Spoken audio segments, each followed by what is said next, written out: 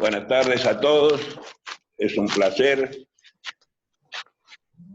contactarme a través de este medio tecnológico que de las pocas cosas buenas que ha dejado o va a dejar esta pandemia.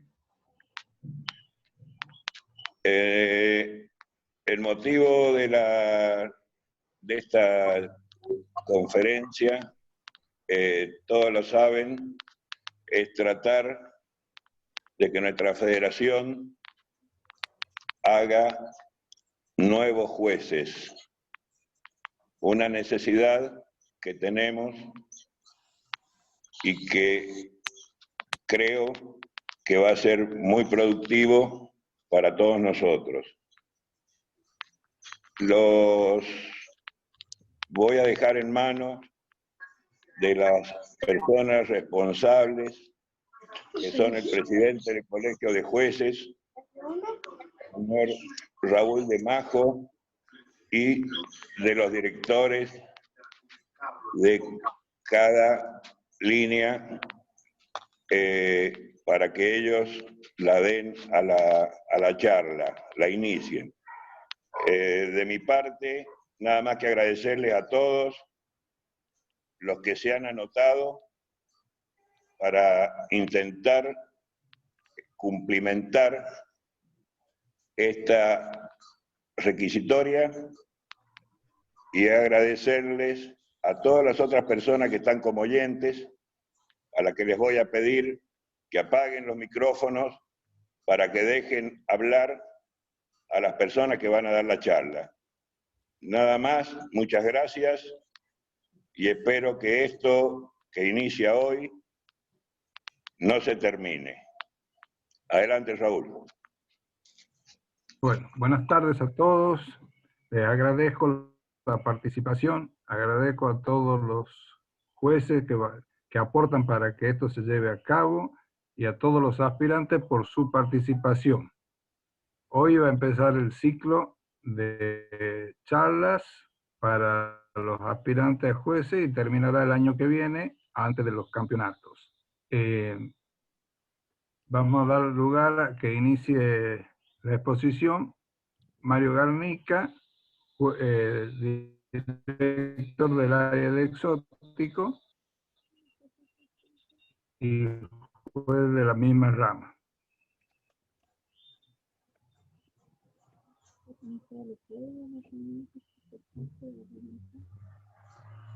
Mario. ¿Listo? Bien. ¿Listo? Bueno, listo, bien. Bueno, buenas tardes a todos. Yo soy Mario Garnica, director de la rama de exóticos de la Federación de FOSI. Gracias a todos por estar en este momento para escuchar esta charla sobre pigmentos en las aves, que es la base de todo, en general, de todas las aves, contabilizando canarios, exóticos, citácidos, todo. Es la base de todo. Todos los colores que nosotros podemos apreciar en las aves están dados por los pigmentos. Eso es una de las cosas que nos va a servir para todos, tanto para los jueces, aspirantes y criadores, teniendo un conocimiento general de lo que es pigmentos en las aves. En primer lugar, vamos a determinar qué es el color. Para determinar el color de una ave es importante 3 pilares importantes.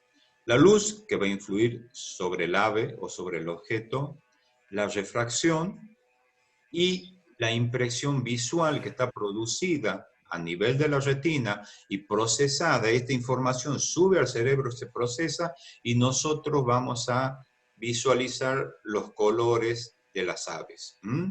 Entonces, por eso el color, como aquí dicen, no es más que una impresión visual producida por un tono de luz en nuestros órganos visuales, pasando por un objeto que va a producir, ya sea la reflexión, la refracción o la absorción de todos los rayos luminosos. Entonces, toda esta percepción de colores es percibida y elaborada en el cerebro.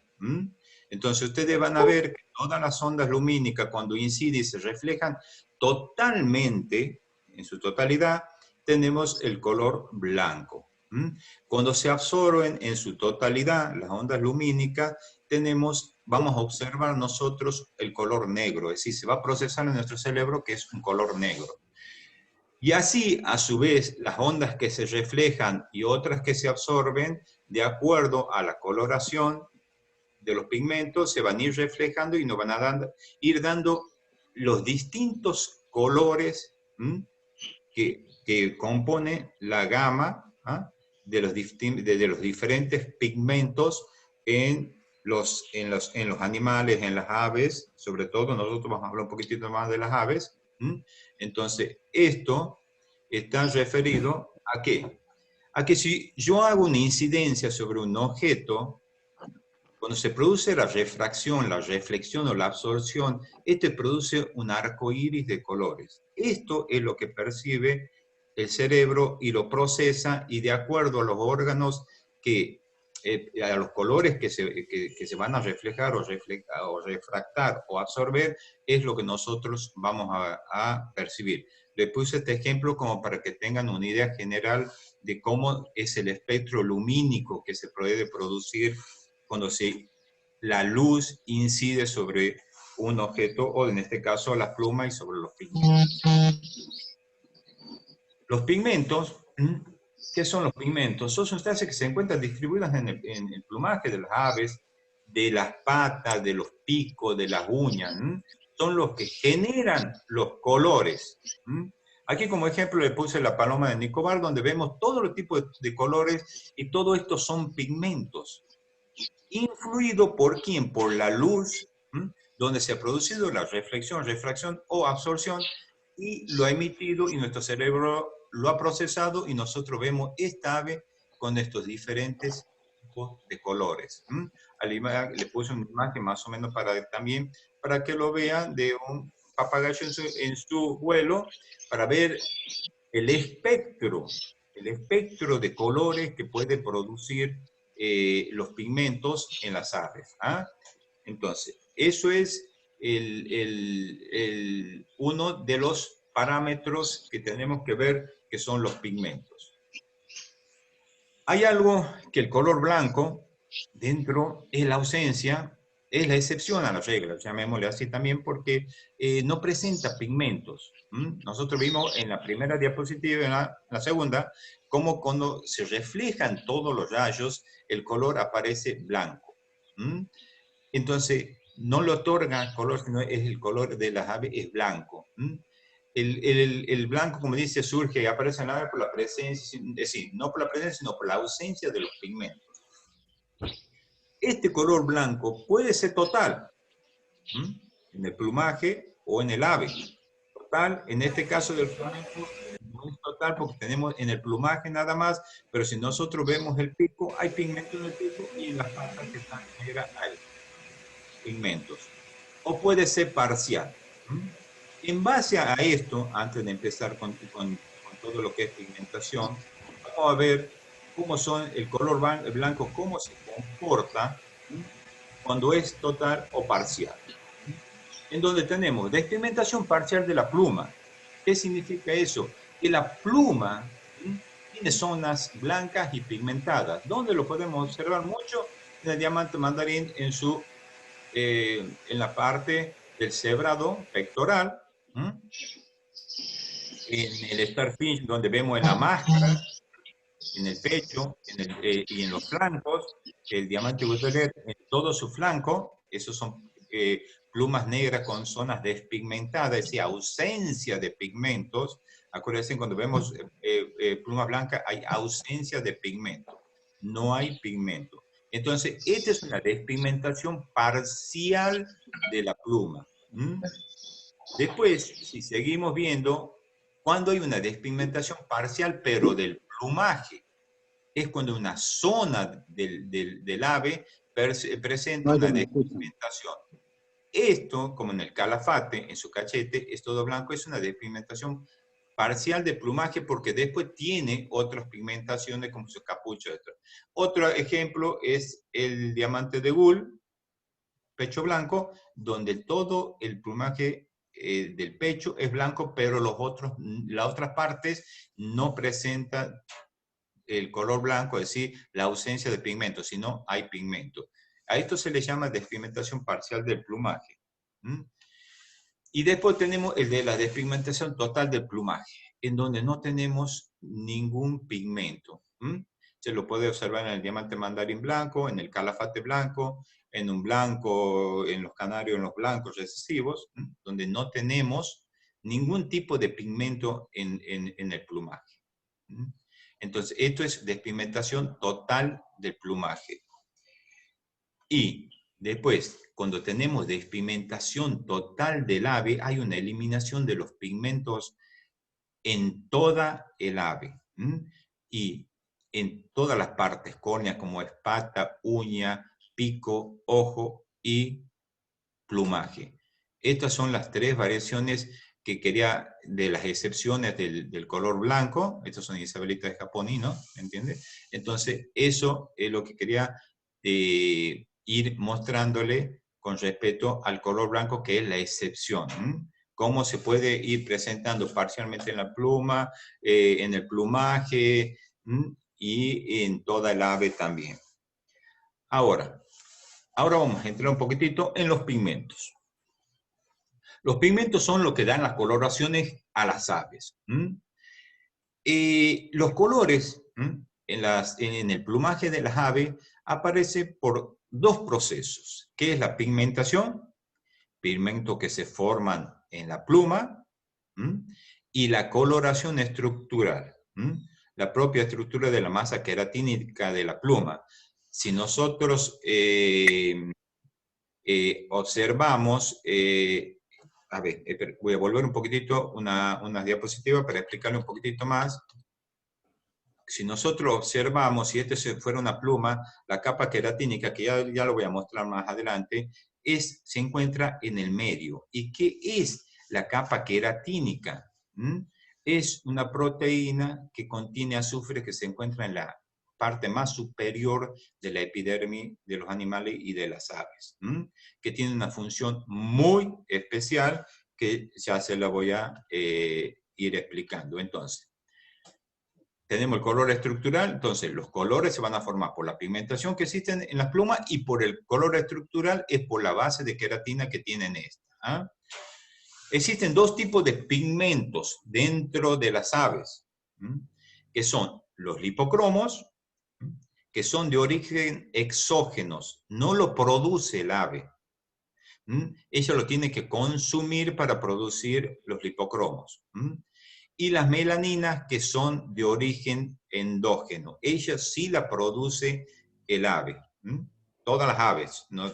Canario, exótico, ave de fauna americana, todas las aves tienen este componente. Las únicas que producen lipocromo son las plantas. Ciertos tipos de plantas producen lipocromo, pero los animales no lo pueden producir.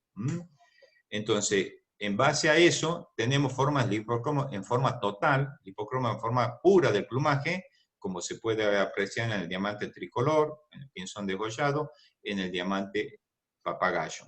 Ahí hay lipocromo puro.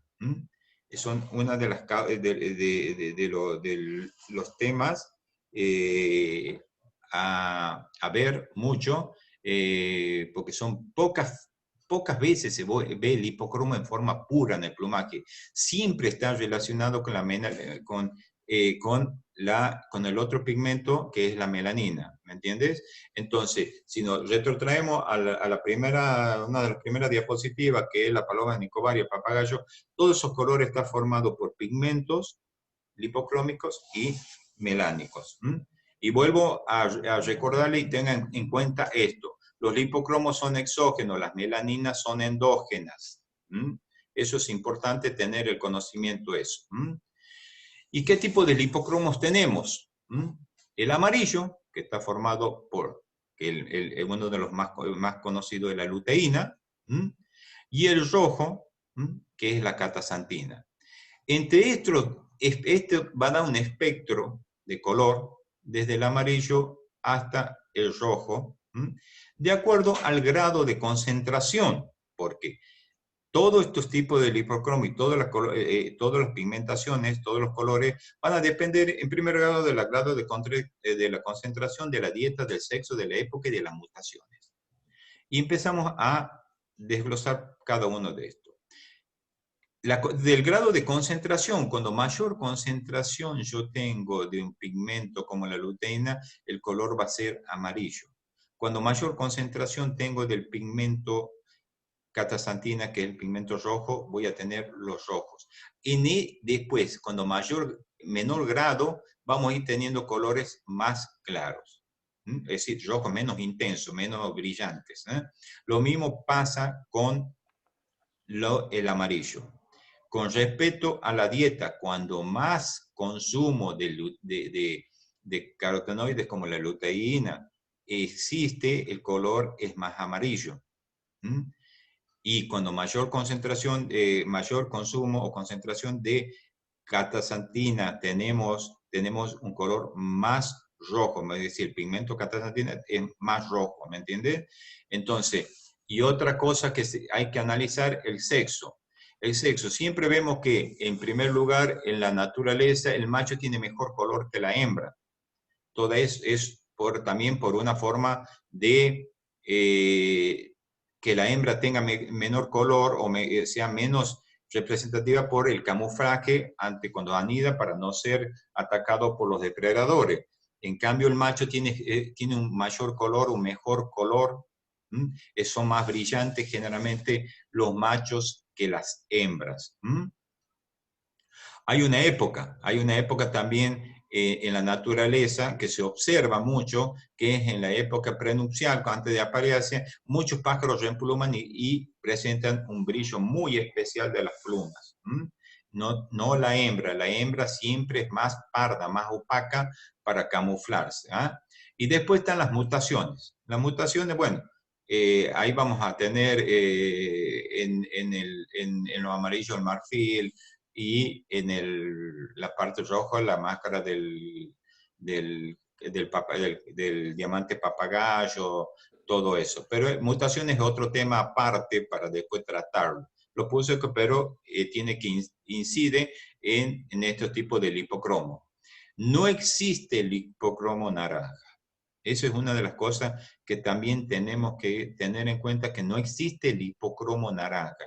El hipocromo naranja puede un amarillo tener un poquito más de carotenoide y subir, o el rojo comer un poco menos de catasantina, de carotenoide como el catasantina, y bajar un poco su tonalidad. Pero el color, el hipocromo que existe es el rojo y el amarillo. El naranja también puede salir por otro proceso, por una cruza de un canario rojo con un canario amarillo. También a eso, pero no existe en la naturaleza el naranja. Entonces, eso es importante tener también ese tipo de conocimiento y de saber. Entonces, aquí les represento lo que es un canario con lipocromo rojo, ¿no? O un ave con lipocromo rojo, uno con amarillo, para dar un ejemplo, y he representado este ejemplar que es la garza roja o el flamenco rojo también, que toma ese color en la naturaleza debido a lo que yo decía primero, que había muchas algas y plantas que producen lipocromo.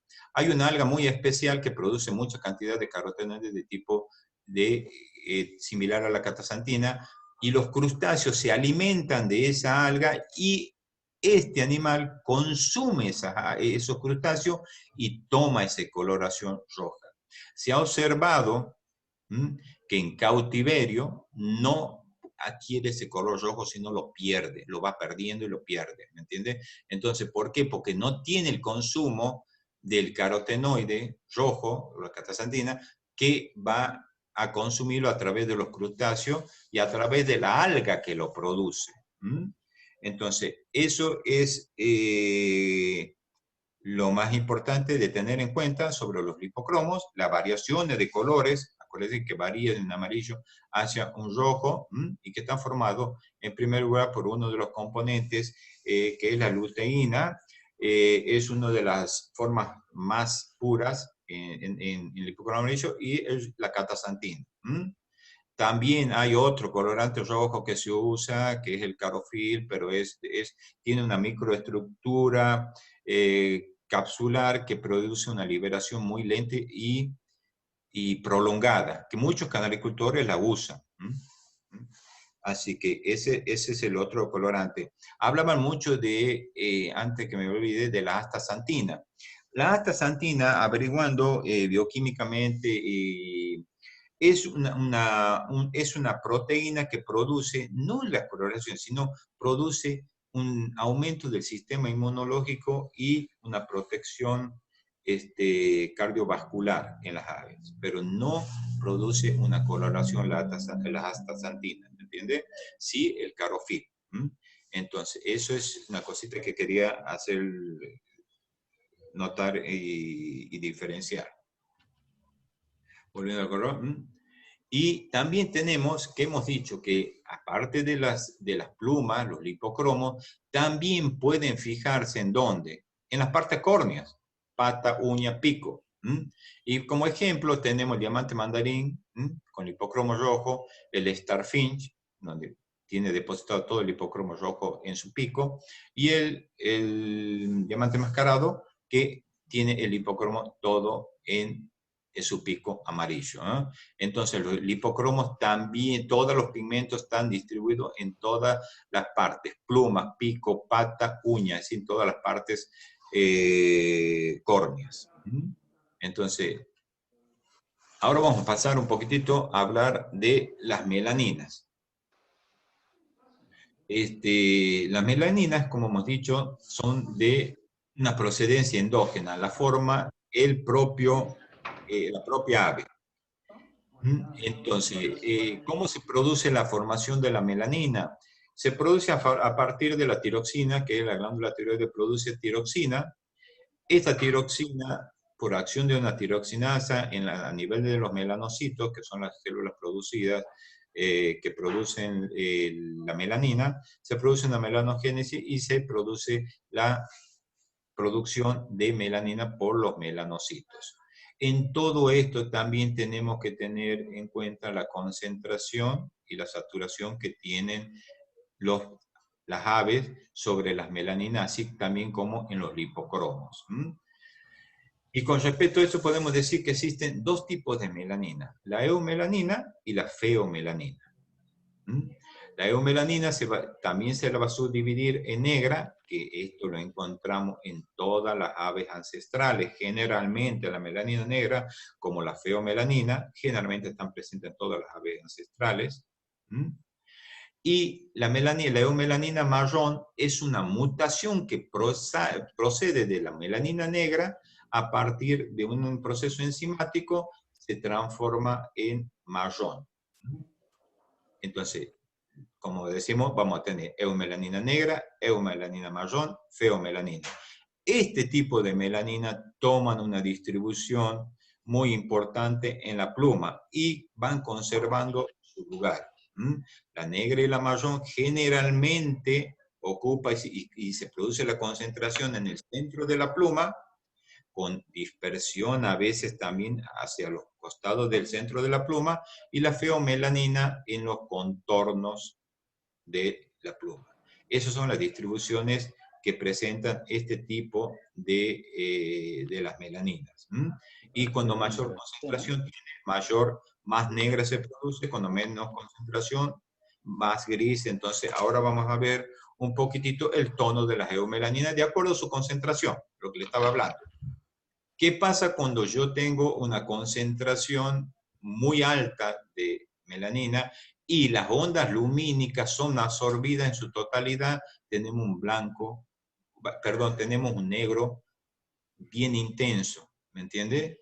Entonces, ahora, cuando hay menor concentración, es decir, hay refracción, solamente se absorbe parte de esto y después refleja lo otro, tenemos los otros tonos de grises. Y aquí en donde empezábamos a hablar lo que yo le explicaba hace rato de la capa de queratina. Esta es importante, la capa de queratina. ¿Por qué? Porque depende de ella, de lo que produzca la refracción y reflejar cierta cantidad de luz, vamos a tener otros tonos que produce la melanina, de un color celeste, celeste más fuerte, azul, hasta un azul más intenso. Entonces, todo esto va a depender del espesor de la capa de queratina. La queratina, ya sabes, es una proteína que contiene azufre y que se encuentra en la parte superior de la epidermis de las aves. Entonces, si una onda lumínica negra incide sobre la pluma y esta la absorbe totalmente, voy a ver un color negro. Si esta onda lumínica incide sobre la pluma y refracta, cuando refracta, ¿qué quiere decir refracción? Que absorbe parte y refleja la otra. Vamos a tener todos estos tonos de colores producida por la eumelanina negra. No solo este tono de que tenga mayor concentración o menor concentración, sino todos estos tonos de colores celeste, azules, un poco más azules oscuros. Ahí hay un pequeño tono violeta. Entonces, todas esas coloraciones están producidas por la eumelanina negra. Y como ejemplo de eso, tenemos de la eumelanina negra el pájaro bigote, donde tenemos eumelanina negra concentrada. Aquí hay una absorción total de los rayos. Y aquí tenemos eumelanina negra cuando se ha producido el proceso de refracción en mayor medida y en poco, es decir, con mayor refracción, mayor absorción, que cambia de un tono celeste a un tono más grisáceo, ¿me entiendes? Que eso se da en el diamante peale y en el pájaro bigote. Otra cosa que me olvidaba de decirle, la melanina tiene una función que es absorber los rayos los ultravioletas, ¿me entiende? Que son tóxicos, nocivos, y los transforma en calor, en un 99,9%. Esa es otra de las funciones que tiene la melanina, de proteger a las aves de las radiaciones nocivas. Entonces, esos son los dos ejemplos de eumelanina negra en sus diferentes tonalidades. Otro color que se produce también, que hemos visto nosotros, esto todo es eumelanina negra bajo efecto de refracción lumínica, se determina. Todo ese color celeste del azulino de Senegal es melanina negra bajo efecto de refracción lumínica, a lo mismo que el diamante de Forbes, en donde tenemos mayor refracción o menor concentración, y donde empezamos a tener mayor concentración, menos refracción, y en la parte cerca de su careta, color negro, donde vamos a tener mayor absorción casi total. Entonces, esas son las diferentes tonalidades de acuerdo a la concentración de la melanina en la pluma. Eso es con respecto a la melanina negra. Y ahora pasamos a la melanina marrón, la melanina marrón, que tiene unas diferentes tonalidades de un color beige claro, beige un poco más oscuro, hasta el marrón. Un marrón oscuro, casi chocolate. Como ejemplo, le muestro lo que vemos en un marrón, de acuerdo a la concentración que tiene de pigmentos melánicos marrones, el dorso, como en la zona de la cabeza por ahí tiene menos concentración. En la zona, la hembra tiene menor concentración, como hemos dicho, siempre de pigmentos. Tiene una mayor concentración en el dorso. Y en la cola, si vemos el diseño de la cola, tiene una mayor concentración que el lomo. Es de un marrón casi chocolate. Entonces, eso es debido a la concentración de los pigmentos. Así que hay una correlación también muy importante en que la concentración y la saturación. Si yo tengo tengo una gran cantidad de pigmento y tengo muchos receptores, puedo saturar esa cantidad de receptores y tener colores que influyen a ser mucho más tener mayor concentración. Y en zonas que tengo menos receptores, puedo tener menos concentración de eumelanina. Entonces, eso es uno de los ejemplos. Y después pasamos un poquitito a la feomelanina, que es uno de los pigmentos más versátiles y que da una gama inmensa de colores, la feomelanina. Empezando casi de un amarillo, pasando por un color pardo, anaranjado, llegando a un marrón, pasando a un violeta, de acuerdo a la refracción que produce la incidencia de la luz sobre la pluma y al espesor de la queratina. Acuérdense siempre de la parte estructural de la pluma. Aparte del pigmento, de la parte estructural de la pluma, porque cumple una función muy importante. ¿Por qué? Porque me da todo este tipo de tonalidades, la estructura de la pluma en base al espesor de la queratina que tiene la pluma. Entonces, me va a dar toda esta gama de colores, la feomelanina, de acuerdo a la incidencia de la luz, a la refracción que se produce, de acuerdo al espesor de la capa de queratina. Y empezamos a tener como ejemplo, para mostrarle, la distribución, como hemos dicho, que es siempre en los rebordes. Este es un diamante mandarín, cara negra, pecho negro, mejilla negra. Entonces, y vemos que es siempre en los bordes. Y vemos la tonalidad que va a tener la feomelanina y la distribución en los bordes, que es más visible en la parte alar. Diferente tono de feomelanización, más oscura, otras más que son diferentes tonos. Por eso les digo, hay una variación en las diferentes tonalidades de la feomelanina de acuerdo a la refracción que se produce o reflexión de la luz. Esto que ustedes están viendo aquí es feomelanina pura. Esto es feomelanina pura, que es el color que ustedes habían visto anteriormente, que es el violeta, que va de un lila a un violeta. Eso. Y después esto es otro tipo de feomelanina más oscura todavía, ¿entiende? Con parte de feomelanina. Si uno la podría agrandar la foto, vería que tiene dos coloraciones este pájaro. Este pájaro hace poquito me mandaron una foto de España, es de un juez de España, que es un diamante mandarín gris diluido, que él lo llamaba feo de gris. Conversando con otros jueces de aquí de Argentina, no me llegó a la conclusión que es un guiso, ¿entiende? Un guiso de gris diluido. Entonces, pero ve la presentación de los diferentes tonos de feomelanina comparado con la cola. Eso es por la estructura de la pluma. Es importante la estructura de la pluma para obtener, como también de los pigmentos, la suma de los dos, para obtener los diferentes colores que vamos a ver en todas nuestras aves. Y después vamos a empezar con las combinaciones. Ahí hemos visto primero lo que era eumelanina negra, eumelanina marrón, y hoy, en este caso, vamos a empezar con las combinaciones de eumelanina negra y lipocromo amarillo. ¿Cuál es la gama de colores que puedo obtener cuando yo mezclo una eumelanina negra, un pigmento eumelánico negro con un lipocromo amarillo? Y también considerando la estructura de pluma, desde este verde muy, muy amarillento, un verde un poco más oscuro, es una gama impresionante de colores.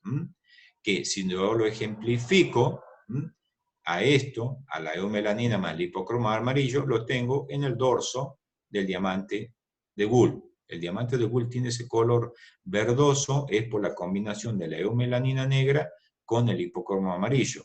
Lo mismo tengo en el canario, verde, con su eumelanina más concentrada, y como vemos, cómo pierde concentración y pierde el tono negro en la zona de los cachetes y en la zona del pecho. Todo eso es por la falta de concentración de pigmento melánico y por la estructura también de la pluma. Todo eso hay que sumarlo siempre, hay que analizarlo. Siempre la estructura de la pluma y el pigmento. Y como con el pinzón Melba, como en su dorso, y en la parte del pecho tiene eumelanina negra y lipocromo amarillo. Entonces, esas son las combinaciones, como para darle un ejemplo para que vayamos viendo. Ahora, cuando combinamos eumelanina negra y lipocromo rojo, tenemos este tipo de gama, de un rojo claro a un rojo más oscuro, hasta llegar casi a un negro. Como ejemplo de eso lo tenemos al emblema Picta, en su máscara, parte del pecho, parte de la rabadilla, y al pinzón cabeza roja. Aquí también hay un ejemplo para hablar un poquitito de feomelanina en el dibujo, pero esos son la conjunción cuando se produce la eumelanina negra con el hipocromo rojo. Son las gamas de colores que vamos a ir obteniendo. Cuando hablamos de feomelanina ahora y lipocromos, tanto rojo como amarillo. Tenemos toda esta gama de colores que se pueden ir produciendo, amarillo, anaranjado, pardo anaranjado, rojo, hasta un tipo de marrón arrojizado, ¿me entiendes? Toda esta gama de colores lo vamos a tener si yo combino feomelanina y lipocromos. ¿Y dónde lo puedo observar a eso? En la máscara. Esta máscara, la cabeza del diamante de Gull roja, está formado por feomelanina más lipocromo rojo. Y la cabeza naranja del diamante de Gull está formado por feomelanina más lipocromo amarillo. Es en el nuevo estándar, el nuevo manual, ya está el mapa pigmentario de este bicho. Entonces aquí tengo el lipocromo amarillo con feomelanina, aquí tengo feomelanina más lipocromo rojo. Y en los canarios, como hemos observado, feomelanina en la distribución de los bordes de las alas, con lipocromo rojo, aquí el lipocromo amarillo, con mayor representación de amarillo. ¿Por qué? Porque falta un poquitito más de pigmentación, la concentración pigmentaria bajó, entonces puede observar más la expresión lipocrómica. Eso también sucede mucho en las aves, que cuando baja la concentración a veces de un pigmento, expresa el color más de fondo también que tiene. Y bueno, aquí un color de lipocromo rojo con la distribución feomelánica, y si ustedes observan las diferentes tonalidades que yo le venía diciendo de este bicho con este bicho y con este ejemplar de canario. Son diferentes tonalidades que se van adquiriendo, de acuerdo a los pigmentos y a la concentración de los pigmentos y a la saturación de los mismos. Ahora, cuando hablamos de feomelanina y eumelanina negra, ¿qué pasa cuando hablamos de estas dos melaninas? La feomelanina y la eumelanina negra va a dar toda esta gama de colores que vamos observando, de un gris, un azul, un verde, un violeta, que son mucho más representativos estos en el calafática de cola larga, en su parte dorsal, en los diamantes mandarines, en sus partes dorsales también, donde a veces hay pequeñas presencias de feomelanina, ahí sobre todo en los bordes, donde se está observando. Y, ¿dónde más? Si nosotros hemos observado estos tonos brillosos, todo eso, lo podemos también visualizar en los tordos reneridos, donde esto es parte de feomelanina influenciada por la acción de refracción lumínica. Y cómo cambia de acuerdo a la inclinación de la luz y a la posición que toma los colores que empieza a presentar. Entonces todo esto es feomelanina y con melanina negra. A veces esto tiene una concentración muy similar a esto, pero por el efecto de la luz puede cambiar también, porque la angulación de la luz es muy importante en la formación de los colores también que se vayan a producir. Y por último, quería más cerca del último, mostrarles un mapa pigmentario de lo que, cómo está formado un diamante de Gull, que es uno de los aves que mayores colores tiene, que uno siempre es muy vistoso, y cómo la máscara está formada por hipocromo mafiomelanina. Aquí hay melanina concentrada, mafiomelanina, que es el ribete, aunque ustedes lo van a ver de color negro, pero es melanina negra, con mayor representación, mayor concentración de melanina negra que de feo. Aquí hay ausencia de melanina, pero hay pigmento base del hipocromo en el extremo del pico rojo. Y aquí, como yo les decía, lo que era la melanina negra con el hipocromo amarillo. Y todo esto es feomelanina, lo que habíamos hablado, que puede variar de un color lila a un color violeta. El amarillo, que también, como hemos visto en el espectro de colores, que se daba cuando se presentaba el hipocromo amarillo más la feomelanina. Y el color turquesa, que es melanina negra dispersa por efecto óptico de refracción. Todo esto es un mapa pigmentario de cómo se van combinando los pigmentos melánicos y lipocrómicos, y cómo van dando los colores a las diferentes aves y a los diferentes canarios, como después ahora ya lo va a explicar Raúl, cómo se van combinando los lipocromos con las melaninas y van saliendo las diferentes variedades de canarios.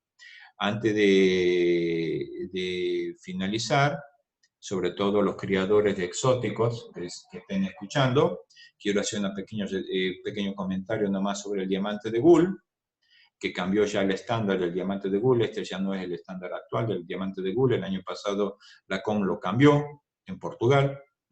Hoy es un pájaro más compacto, más robusto, que tiene que tener un poco mayor de pecho, continuarse hacia la cloaca con una buena redondez, hombros más anchos, cabeza más redonda, ojos más centralizados, pico corto y cónico, y una espalda recta que tiene que terminar en recto con la cola. Esto tiene que subir y terminar en una línea recta. No puede haber una convexidad ni una concavidad en su espalda. Tiene que ser recta, tiene que haber una leve coma entre el cuello y la nuca, pero se trata que sea lo más recto posible. Es el nuevo estándar, y el ángulo de inclinación cambió de 55 a 50 grados por el centro de gravedad, que va a cambiar al ser un pájaro mucho más robusto. Bueno, eso es más o menos lo que le quería decir a los criadores de exóticos, porque algunos crían Gull, que el estándar cambió ya el año pasado y la COM ya está homologada, en varios países ya lo aceptaron, y el que va en camino al cambio es el diamante mandarín. Se está imponiendo el UK, el United Kingdom, que es el de Inglaterra.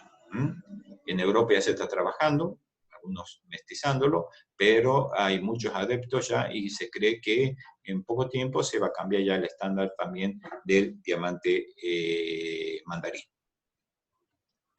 Bueno, las preguntas las dejamos para el final. Y bueno, esto es una cosa para que yo le quería mostrar cómo por la acción de las luces y de los pigmentos emiten muchos tipos de colores, los diferentes colores, las aves, y cómo la acción de la luz puede cambiar el tono del color del ave y de los pigmentos por la inclinación o la opacidad de la luz.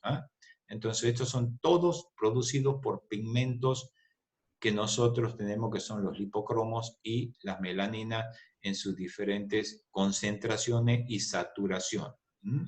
Así que, bueno, esto es para terminar. Después, si hay alguna pregunta,